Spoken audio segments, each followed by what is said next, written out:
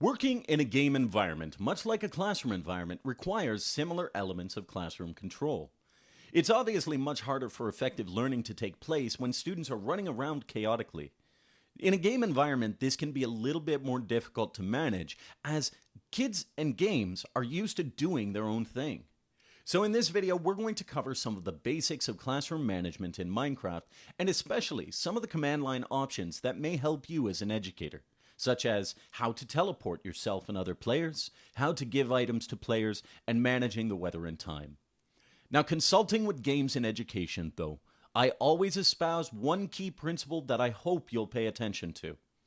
Games offer a tremendous opportunity for kids to connect and reflect with their learning, but not if we turn their favorite game into a glorified and hyper-controlled worksheet.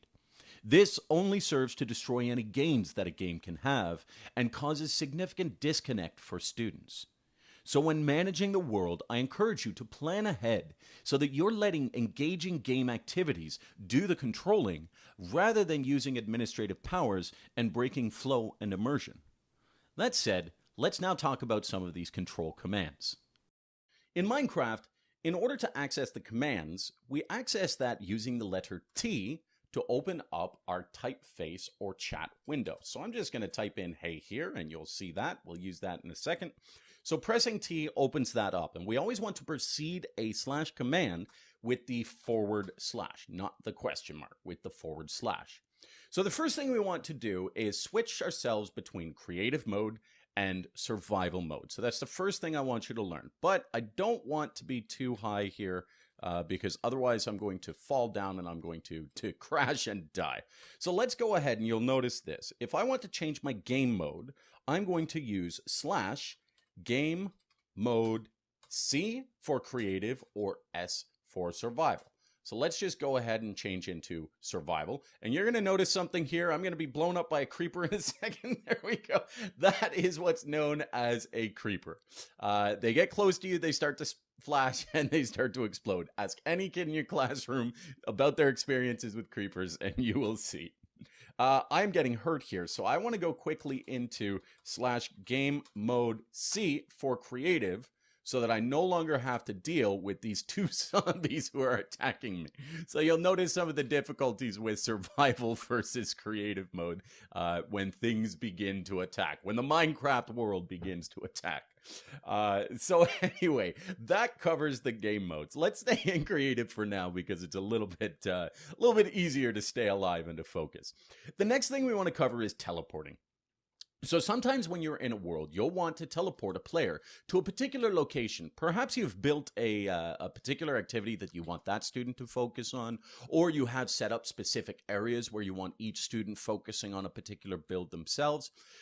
So in order to do that, we're going to use the slash command TP for teleport. And we need to know, let's just pull up our coordinate system here. So we need to know the coordinates. So we're somewhere around 4, 83, and 39 on the X, Y, Z axis, as you can see up here. But I want to teleport a player named PB Jelly Games, which is me, PB Jelly Games. So we'll do slash TP followed by the player name, followed by the coordinates we want to go to. So let's say I want to go to 100 and on the x-axis, 100 on the y-axis, and 100 on the z-axis. Now keep in mind, if your players are in survival mode and you teleport them this high, let's just go ahead and turn our game mode to S. This is what's going to happen. You're going to end up killing them. So again, be very careful of the teleport commands. So let's go ahead and respawn here and put ourselves back into game mode C. There we go. And now I'm in a particular area and I've teleported to 241, 178. Not exactly sure where I am. I think this is where I built the original house. Yes, it is. So there we go. So that's teleporting individual players. But what if we want to teleport every single player in the map? We can use the syntax @ symbol, and we can also use a designation of A, which is all. So TP @ A will select all the players within the server, and then we can go 0, 100, 0. And let's go ahead and do that. Now you'll notice that it only teleported me, but that's just because I'm the only player in the map.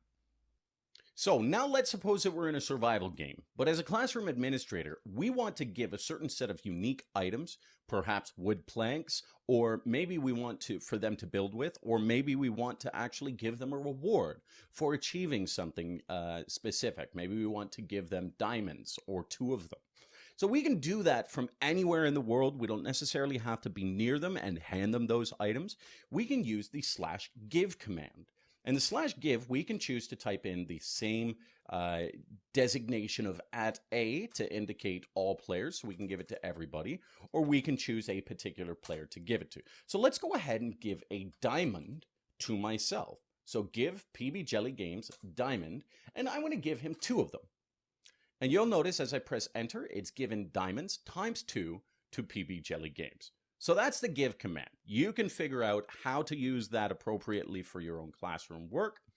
The next thing we want to do is sometimes we're going to find it dark, or maybe we want to represent it as dark. Now I've let the darkness go on here, so we don't have that.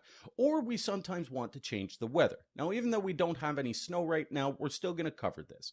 So one thing that I want to let you know is when it's raining in game, there is a noise associated with it, and it is a sensory overload to a few people. So I've heard a number of teachers with students with sensory concerns who find it very, very difficult when it's raining in game. So that's the first thing we're going to cover is the weather clear command. So it's simply /weather space clear. And that's all we need to do. I think we can change it to weather rainy as well. Or yes, weather rain. There we go, and it tells. And so because we're in a snow biome, it's actually snowing rather than raining.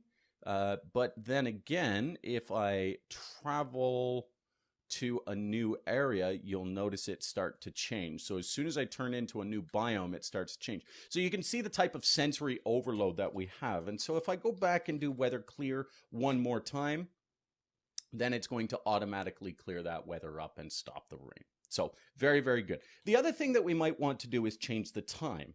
So we have a couple of different options. In terms of the time, you can micro adjust the time using ticks between 0 and 2400, I should say, or 24,000, I should say. But you can also use the presets of time, space, set, night. And that will change it to night just before or just at dusk. And we can change it to time, set, day to go back to the day. So there's a great many admin commands that you might find useful, but I'm going to leave you to explore those on your own. In the next video, we're going to be covering how to use some of these commands in Microsoft's Education Edition using the Classroom Management or Classroom add-on.